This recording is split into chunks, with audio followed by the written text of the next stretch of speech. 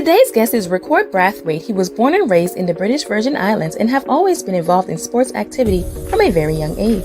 He is currently a black belt in Purple Dragon Jiu-Jitsu. From a young age, it was his dream to become a professional track athlete, which he excelled in track from an early age. At the age of 12, he decided that it would be the main sport that he would focus on and develop in.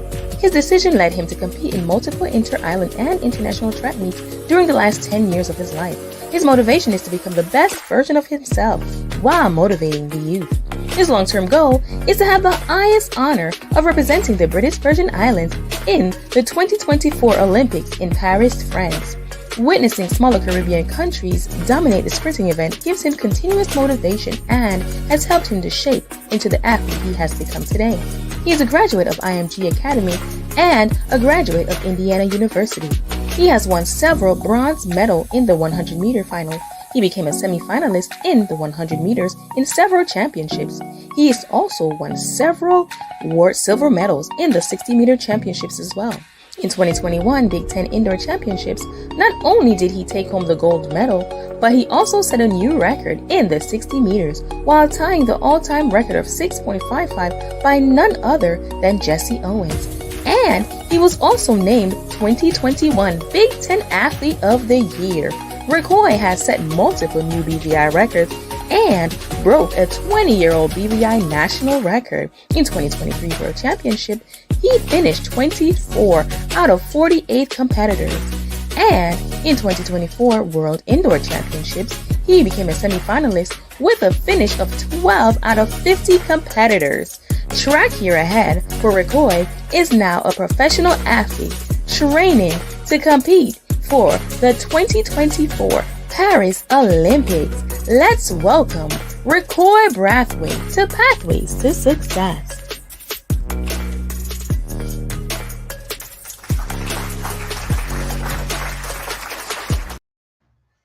Welcome to Pathway to Success. I'm your host, and I'm with, we have a superstar track. I call him a superstar. And we have with us this evening is Mr. Rikkoi A. Brathwaite. As a matter of fact, I was wondering if your name stands for Always Ready or the middle initials. I was wondering, Rikkoi, if your name the middle initials stand for Always Ready because it's AR or Always Rich. Which is it? Welcome to Pathway to Success, Rikkoi. Thank you, Dr. Hunter.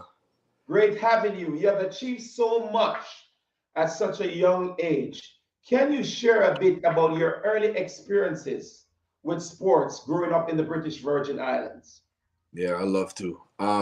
Sports in the British Virgin Islands has always been a very competitive thing. It's just from the house sports, you have the colors, and then you go up to the high school level. There wasn't always much to do on the island, but when we did compete, we competed very, very hard, and just seeing that culture and growing up in that culture, the bragging, the street creds, all of the intensity amongst the older folk, there was always like a good incentive to want to compete, so I feel like adding to that, my parents, like my dad and my mom, I saw them because they were relatively young when they had me. So I got to see them, for sports days and in different like church activities, mom have a little church activity. So she went to there and sprinted and I saw her pass everybody. And my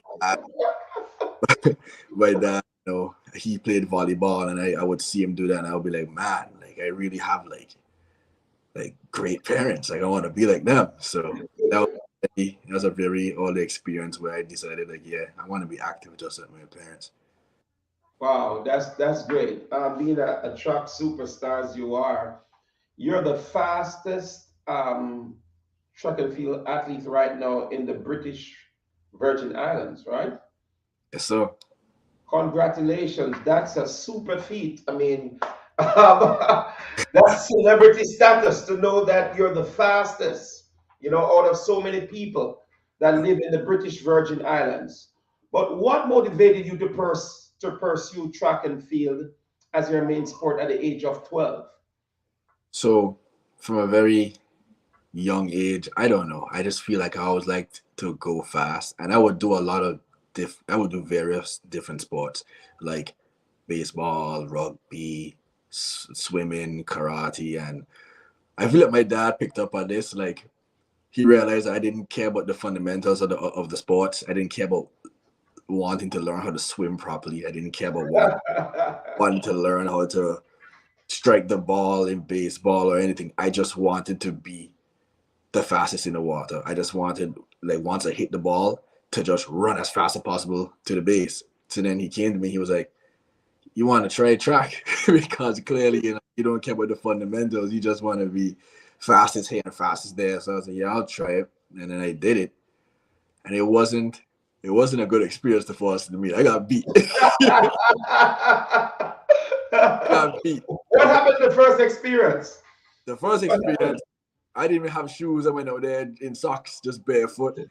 And these guys, they were like a year older than me. I remember Jose Wheatley and Taj Malone, and they beat me really bad. And that kind of just gave me like, okay, so I'm not the fastest. So it's time to work on this. So Yeah. that wasn't the decision that made me want to do track at 12. The decision though, there was this relay that I did, and I think I sent it to you. There was this relay, this 4x1 relay, and I was on third leg, Right. and I don't know, that day I didn't realize what I did at the moment. I just knew that I was passing everybody, and I was like, yeah, this is good. It passed everybody. And then I had it off the stick, and after we went home and looked at the film, like, because people were telling me, "Oh my gosh, like that was such an amazing leg, like whoa, and I was just like, I was just running just to pass everybody." And then when I realized what I did in the video, I was like, okay, yeah, this might be what I want to do. I realized that God gave me a gift, and Mhm. this is probably what I should be doing with it. Now, as an athlete, your diet must be a very strict one. How many days a week that you train? What do you eat? Because you're the first. You're creating history on Pathway to Success. You're the first track and field athlete I've ever had on this show. You know what? You're a celebrity. We have done NBA, we have done NFL, but we've never had a track and field star on our show. So tell us a little bit what your regime or your regimen is like during the week. How do you train? What do you eat? Do you eat chips, fries? Tell us. We want to know. The people want to know. As an athlete, how do you But keep yourself in shape? generally, yes, it's a very strict diet. I mean, anybody that's serious about track and field, they will tell you, like, if you want to get optimal training, if you want to get everything out of your body, you have to eat right. You have to have I wouldn't say necessarily strict, because I don't view it as strict, because I love food. I know when I retire from track, I might get fat because I love food.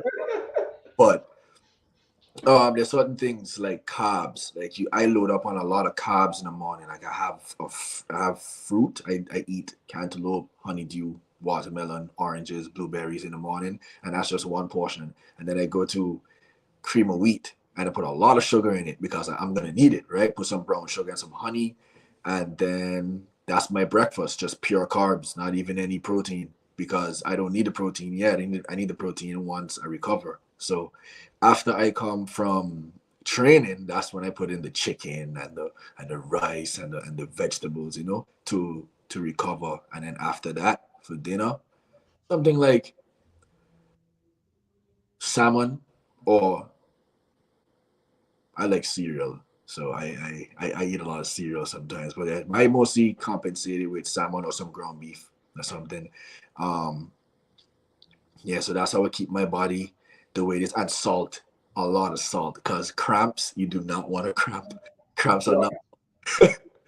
So yeah, I have to salt my food a little bit more than I want to, but that's how my diet is. Wow. Tell me something. I'm sure your coach must be watching you. So if you if you said anything that is not suited for the dad, I guess you'll be hearing from him after the interview. Now, what are your day like? Because that's what you do for a living, really, track and field. What's your day like? Tell us when you get up in the morning, what time, I mean, your training regime is like? So I get up Regimen. mostly like sometimes 5:45 because I have to devote my mornings to God. Like I have to mostly sometimes I get up and read the Bible, pray, speak to him before I do anything else. So it causes an earlier wake up, but I don't mind. That's the sacrifices that that I need to do. That's just what I have to do, you know. So I probably wake up around 5, close to like 6:20, do that. Then I go and eat my breakfast I just told you about. Mhm. Then I head to practice. So our practice is at 8 most days. Um, 8 a.m. 8 a.m. Yeah. And How then long is that for? I live about 35 minutes away from the track. So it's a 30-minute commute every day. So after that, I go out there, do what I'm supposed to do, work hard, train hard. That takes about, believe it or not, we get there at 8 and we're leaving there 12:30, 1 o'clock. Wow. Yeah, so we train about 4 or 5 hours almost every day because we go to the track and then we go straight to the weight room after. So, and after 1 a.m., I mean 1 p.m., we go eat and then it's recovery time. So I go and get massages, or if I don't have a massage for the day, I go home and I take care of myself, stretch, scrape, cupping. Well, I don't do cupping, but so by the time I finish recovery, which is a very important aspect because you don't want to just go home and just lay down because you have lactic acid, you have other things that may have built up, you may have caused a little bit of scar tissue, so you need to get rid of it, right? So you do the necessary stuff, and after that, it's probably like around 4 p.m. and I chill out, watch a show or two, maybe I scroll on social media, just chill out for about 2 hours until like 6:30 where I eat dinner. And then I have to start getting ready for bed around 8. I have to be in bed by 8 to be asleep by 8:30 to wake up at. Wow. So I like that regime now. That's a discipline timetable you have there. So you eat at 6. So beyond 6, you don't eat again. I try not to, but if I I try not to. because grown men normally have we have bigger stomachs. So would you'd feed for more food, and being that you're so active, and then you go to bed about 8. Yeah. Wow. I try to be in bed by 8 so that I can be by 8:30. Because if I stay up around 9, then I start to get hungry and then I make bad decisions. That's when the belly start reminding you that it needs Yeah. something Yep. right there. But you're so multi-talented, so gifted. How has your background in Purple Dragon Don Jitsu? Am I pronouncing it right? Yeah, Danjitsu, yeah. Just Jitsu, karate influence your approach to athletics also. Okay. So honestly, if I'm being 100% honest, it is other than God and other than Jesus, other than my faith, Right. it's made me into the person I am, honestly, because I started it when I was 6, and the principles and the values that they teach you, because I haven't been active as a black belt for a lot of years now, like over 6 years now, and I still. remember the mantra, so, Right. and it would say stuff like respect the values of all existing life, seek the true motivation in life, be humble, build a good character, build a strong universal self, build my techniques within an unshakable manner, use Danjitsu for success and ultimate perception.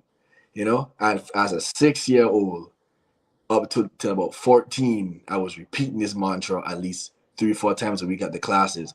So even if I didn't want to be there, even if I wasn't even into karate, just doing that over and over again, hearing that over and over again, it made me, it shaped me into the person I am. And now, couple that with, me actually wanting to be there and me being excited to actually do martial arts and me actually trying to embody what that mantra was about. Um, yeah, that's where I developed my killer instinct. That's where I developed my work ethic. That's where I developed never giving up, you know? So I think Purple Dragon has shaped me into a lot of who I am today.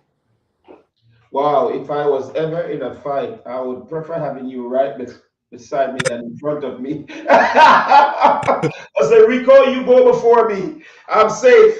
What's your wrong? But what role do you see yourself as a young man and one who have gained such success and is so much celebrated from the British Virgin Islands? What role do you see yourself playing as a role model for younger children in your community today? Um, I see myself as a trailblazer because if I look back, a lot of things that I did in my athletic career, I was the first to do, or among one of the few to do. So I I see myself as a trailblazer, and because of that, my parents had a very intense talk with me at a young age.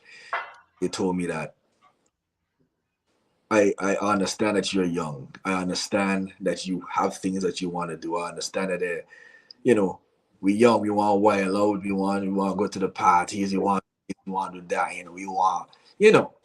So from a very young age, they told me because you are on this path, because you chose this path, actually, not because you're on it.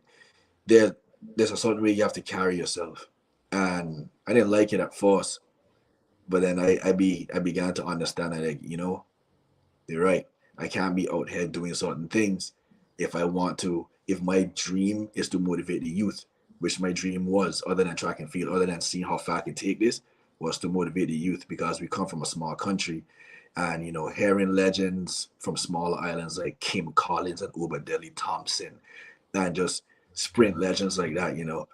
I decided we don't have a sprint legend, and I know I have a gift, so because of that, I have to carry myself in this way, and I see myself as that trailblazer, as a motivation for the youth to tell them, hey, just because we only have like 40,000 people, that doesn't mean that you can't be something great. It doesn't mean that you can't aspire to be as big as Usain Bolt if you want to be. Just as long as you have the work ethic, the discipline, and you have God on your side, you will be fine. Well, it's amazing. You have a whole nation that you carries on your shoulders, and being the fastest man alive, right, from the British Virgin Island, that's a whole lot. Yeah. Um, when you look at it, people look up to you. They look up to you as role models, especially these young kids coming up, and many of them want to be a Rikkoi Birthright, and that's so powerful. Yeah. But can you walk us through some of your most significant achievements in track and field so far? Oh boy, let me see now. All of them. We want to hear it. I feel like my first significant achievement was the 2016 Carifley Games, where I showcased once again my talent. I feel like I didn't I was just shy of the qualification, and the coaches in the Carifley meeting fought for me. They fought for me to go because they knew I had a gift, so they fought for me to go, and I went there and I delivered. I believe my PB was 10:95 when I went Wow. to the Carifley Games, and I was 16. Yeah. And in the semifinals, I was so nervous. It's my first like really major competition. I was so nervous. Boom. I went down to like 1086. And I made it to the final, and I was like, whoa, I'm actually in the final. And we went out there, and I was just talking to God. I was like, God, just please, just please, just please, just keep me. Just please, just keep me. And then I ran the race, and I was in front of everybody. Like, I was surprised. I was shocked. I could only see clear field, and I couldn't see anybody. I was like, oh, wow, I'm about to win this. And then about 70 meters in, Javon Matheson passed me, and then two other people passed me, and I got fourth. So when I saw the race, I was like, I had that. Yeah. And to me, it was disappointing because I felt like I let my country down. But after the race, everybody was like, "Yeah, oh my God, oh my God, oh my God." I was like, "Why y'all celebrating me? I came forward. I didn't even win a medal. But they were like, "Yeah, but you are the first person to ever even like really get this far in this event. Like it's the 100. Like be happy. So that was my first ever significant event. Huge motivator because right after that I went to IMG Academy. That's where I got scouted. So I went to IMG. That's my other significant achievement. Um, and at IMG, I did what I was supposed to do. I ran fast enough to get into college, and then I went to Indiana University. And then World Juniors was my other significant achievement.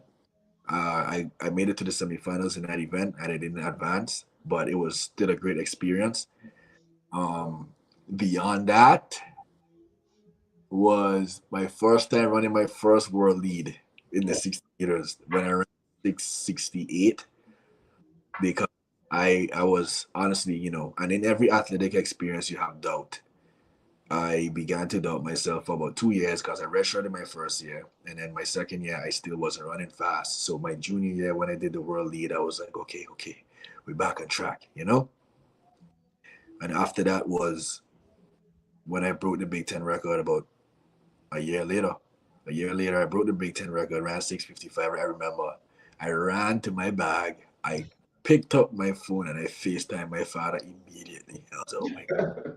And I called my mom. I was like, yo, I just break the record. Like, crazy. Like, whoa, It was my first time going to the NCAA championship, which is the pinnacle of track and field in college. And I was able to secure third.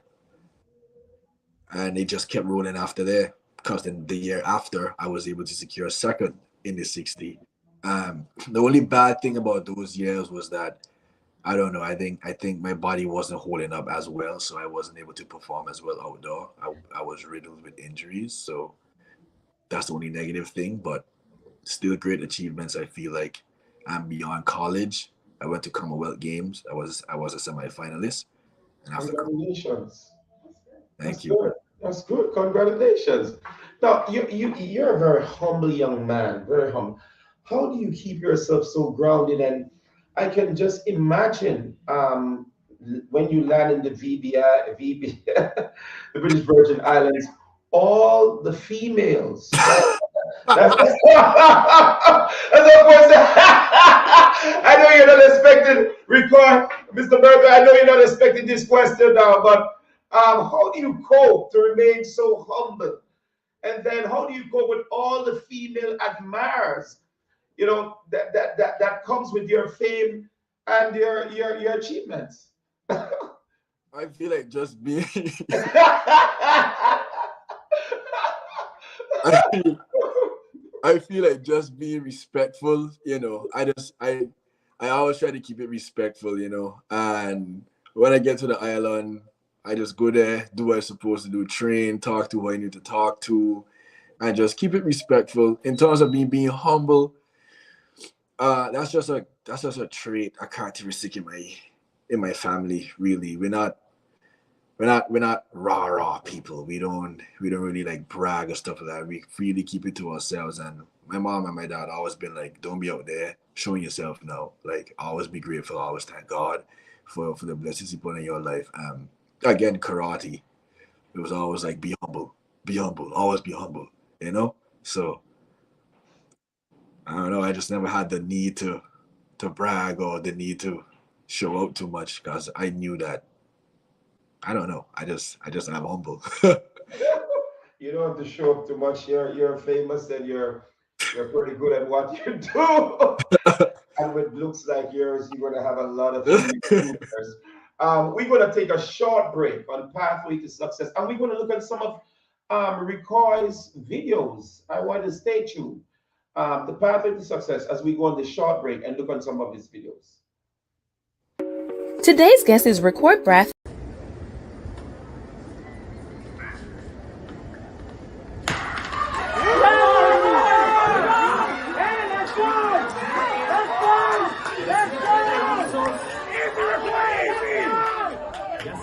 En la primera posición, Rikkoi Brathwaite de IBB, con tiempo de 10.19, 10.19 seconds.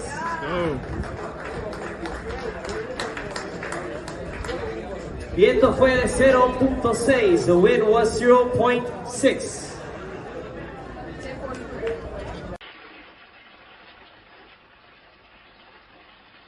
Set. Matched by Burke on his side. Akin Blake trying to open up his fifth time in the closing stages. Another fantastic fast finish for Maseme. I cannot wait.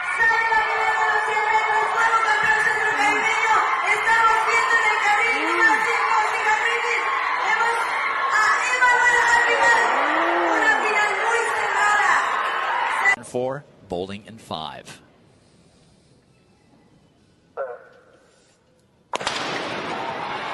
Great start by Ashe. Bowling is well back. It's Ashe, and he's outleaned by Rikkoi Brathwaite, who is one of the other.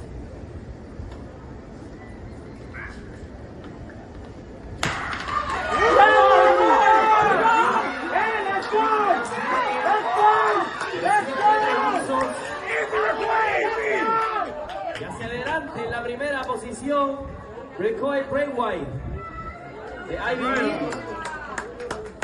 El tiempo de 10 puntos. 10.19, 10.19 seconds.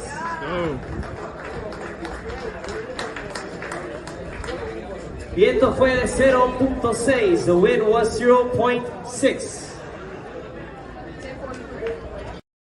It's about girls. Did you pick out this detergent all by yourself? So cute. It's half the size and it's half the plastic. And there's nothing cute about unnecessary plastic. Christy, the average person generates over 200 pounds of plastic a year. And there are 329 million of us in the US alone. Do you want paper or paper? Yeah. 7th generation Easy Dose laundry detergent. Half the size, half the plastic, all the clean. So where were we? The playoff. Oh, yes. Only a handful of teams remained, hailing from kingdoms far and wide across the college football land, all vying for a spot in the playoffs. Each team led by a great coach, fearless players, and defended by the loyalist of fans. Soon they would take part in an epic playoff battle for the right to call themselves national champions. And to the victor go the spoils, a beautiful trophy, a grand celebration, and bragging rights that stand the test of time. And then what happened? We'll find out soon.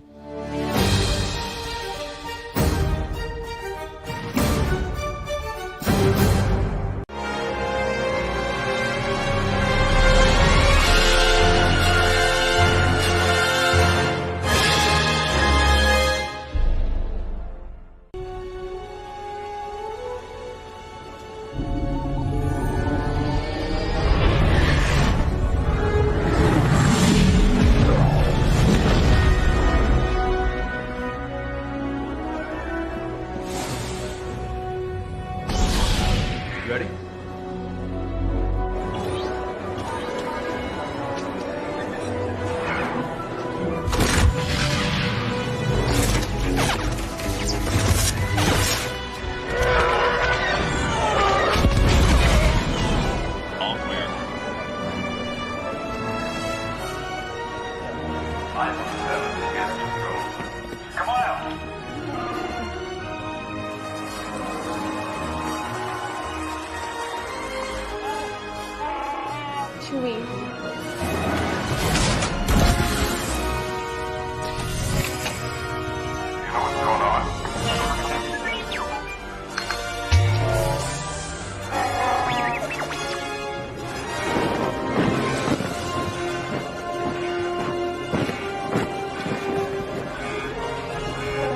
This ship is now under the command of the First Order.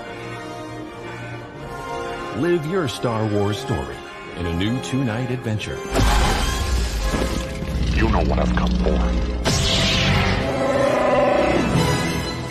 Only at Walt Disney World Resort. Welcome back to Pathway to Success. Still waiting on Rikkoi is right there. We're interviewing Mr. Rikkoi Brathwaite. I said, I'm calling Rikkoi. After watching his videos, I'm calling Rikkoi Brathwaite. And we're having a great time. interviewing such a great athlete. Rikkoi, I know, I think we're almost, it's almost just 5 minutes after 8. So after this, I'm sure you'll be going to bed next. But what lessons have you learned from witnessing smaller Caribbean countries excel in sprinting events? Lessons I've learned are some hard lessons, to be honest. I realized that, I mean, as you know, being from a smaller Caribbean country, you do not get as much recognition for your feats. Um, but there's also a lesson in that in it makes you work harder, you know, at least from my perspective, it makes me work harder. I see I see a lot of other smaller islands and they don't get the same recognition and I'm just like, you know, that should just be motivation to just to keep keeping on, you know. It's all right if you're from a I just want to say it's all right if you're from a smaller island if you're not getting recognition because at the end of the day I feel like your mission should be like what my mission should be like, you know. I'm not telling you to be like me, but just saying you are a trailblazer for your smaller country. You're a trailblazer for people that not even from your country, to be honest. Whoever might be looking on you, you motivate them and you don't know who you might be motivating. So just you know, keep going on and keep striving for greatness, to be honest, because that was an eye opener for me. All right, great answers to that questions. What adjustments have you made to your training regimen as you transition into from collegiate to professional athletes? Okay, now we're talking. We're talking. Okay. I had to make some. So my coach name is Coach JC. He's from Puerto Rico. His real name is John Carlos Arroyo. And man, I came from college, and there was a whole lot that was technically wrong. You know, I had to work on my form. I had to work on. I was so choppy in the beginning with my steps. It was just all frequency, no pushing. I had to learn how to gain and maintain my top end speed. I don't even watching the videos in my first video, saw how I pulled away. Couldn't do that. I could not. It was the complete opposite. It was fast start and get swallowed up. So to learn how to do that, um, I thought I was strong, which I was. I am strong in the weight room, but like really minuscule muscles that you wouldn't think about were weak, and he worked on that, and that's just the tip of the iceberg as to the amount of work that I had to do just to get to where I am right now. And how do you cope also? Because as an athlete, you mentioned earlier on about, I think you spoke a little bit about injury. I don't know in the first segment of our show, but how do you deal with setbacks or injuries while pursuing your athletic goals? God. God. That's really no, honestly, that's really how I deal with it. I don't know. I've when I was in college, we obviously had a team, a staff that would honestly like help us and deal with massages and give us stim and stuff like that. But now, um, I really don't have that much of a what you call it, like a consistent person that I could like go to because of either funding or they're always moving. So I might find a masseuse and then boom, they're gone with some other team. I might find somebody and boom, they're gone to another school. So like right now, and honestly, and I have no shame in saying it, I asked Jehovah Rapha for healing and he heals me. Like honestly. Like last December I nicked my hamstring and I've felt that before and it would take me out for like 3 weeks normally. The next week I was up and running. So Wow. you That's know, good. yeah, That's a miracle. Normally, yeah, hamstring injuries normally yeah. for way longer than 3 weeks. Can go into a month, 2 months, 3 months. I've seen that happen, in the area of soccer. So believe me, the Jehovah Rapha is really working on your behalf. I feel, my God, he gonna keep doing it too. And just as long as I do the work for my own self and show him that I serious about it, he gonna keep healing me. So I'm content. What are your aspirations for your career this time? And where do you see yourself in the next 5 years? I see myself, and this is not even to be cocky. I see myself at the top of sprinting because that's my goal. Top 5 sprinters in the world. I see it coming. I know I have the talent for it. I've been walking. Nobody, I like to think that nobody can outwalk me because I really do work hard and I'm disciplined. And I feel like God is going to reward me for me being that disciplined. I mean, of course, I'm human. You know, there's some. I ate fries yesterday.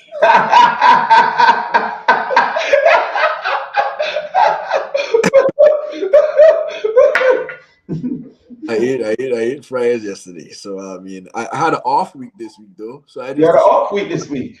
yeah. So I just say, you know what, I'm gonna eat some fries. I should be fine. But you know, I feel like as long as I'm disciplined and I keep doing it, I should be at the top of sprinting because I know the times I run. I have ran in practice before, and honestly, the problem is just to keep constantly reproducing it at every meet. I've ran 9 in practice. I've ran 6.4, 6.3 in a 6 day in practice. It's just for me to figure out a way how to keep replicating the times. So once I figure that out, I know I will be a-okay. Yeah, you're very fast. I was tremendously impressed with your videos. I call you Flash. Record Flash Birthright. Maybe that's something new that will pick up on you moving forward in your athletic career. But how do you envision your legacy? And who was your role model? Because all of us have had role models who, whatever we have pursued in life. Who was your role model that you looked up in the track and field? In track and field, Yeah. I had for different years, I had different role models. Of course, growing up watching Usain Bolt, that was my first role model. I was like, I want to be just like that dude, man. Like just the way he gaps people. I was like, I need to be like Usain Bolt. But then as I got more wise in the sport, I was like, I'm not built like Usain Bolt. I'm not 6'5". I probably shouldn't look to him as a role model, you know? And then How tall are you? 5'9". 5'9". Okay. Mm. So I went to Johan Blake. And I was like, I'm built more like Johan Blake. Right. So I was like, yeah, I could. So I had Johan Blake as my model. And then when I went to college, obviously my 60 meter was really, really good. So I was looking at Christian Coleman for a little bit. So those 3 were my main role models growing up in track and field. And in terms of my legacy, I envision my legacy just being, Rikkoi Brathwaite. He was one of the fastest, if not the fastest beaver lander to ever exist. He was an upstanding guy. He believed in and wholeheartedly believed in his savior, Jesus Christ. He was a, funny but charismatic person, and he always trained hard. He didn't cut corners, and just to be a shining light to not only just athletics, just people in general of a good character and goodwill person. Wow, that's amazing. I like that. Lastly, what advice would you give to aspiring athletes who want to follow in your footsteps? In this day and age, let me see. I would say keep God as your focus and discipline. There's a lot of undisciplined people growing up now. I mean, like they want it. You could see, like, yeah, I want to do the football, I want to do rugby, I want to do track, but it's like, I know you want it, but do you have the discipline to get to that level? So just discipline takes you a long way, way longer than you think. So I feel like kids these days growing up, they have a lot more than I had growing up, with the technology, the super spikes, the super tracks. I mean, I could only imagine both just being like, imagine if I had super track and super spikes and all of those things. You probably would have ran like 9.4. So they have the technology, they have the coaching. Coaching is only getting better. So you have those things at your disposal. Please, if you say you want to do something, if you say you want to be a professional athlete, if you say that this is the plan for your life, walk towards it relentlessly. Be disciplined. It's okay to fall off, but don't fall off for 2 weeks, 3 weeks. I fall off even. They got some nights, you're watching the TV, you say, oh, one more episode. One more episode. One more episode. Two. And Two. And then you look at the times, oh no, it's 10:30, and then so you could fall off. It happens, you're human. But Yeah. like after 2 or 3 days, I'm just like, you know what, okay, enough. Let's get back on track, So just stay disciplined. That's what I've been seeing that lacks in the youth these days, the discipline. Well, you have heard it from the best. You have heard from the fastest man, and that I call him Rikkoi Flash Birthright. In the British Virgin Islands, that's a great achievement to be, and I can see that you're going to create history in track and field moving forward. Your name will be known in the Hall of Fame. People be speaking about you. And you're someone that, whether you want to believe that, there are a lot of persons, young and old, that celebrate you today. I want to thank you for sharing your amazing story with us and your rise to such great fame, in such a short period of time. God has tremendously blessed you. Thank you for sharing with us on Pathway to Success. No problem. Rikkoi Flash Birthright. I'm the one calling you Rikkoi Flash Birthright. Thank Great you. to have you on Pathway to Success. And all the best in your endeavors moving forward. Yes, sir. I appreciate you. I like what Rikkoi said in leaving. Keep God first. Be disciplined and believe in yourself, and you'll always win. Have a great week from us, Pathway to Success.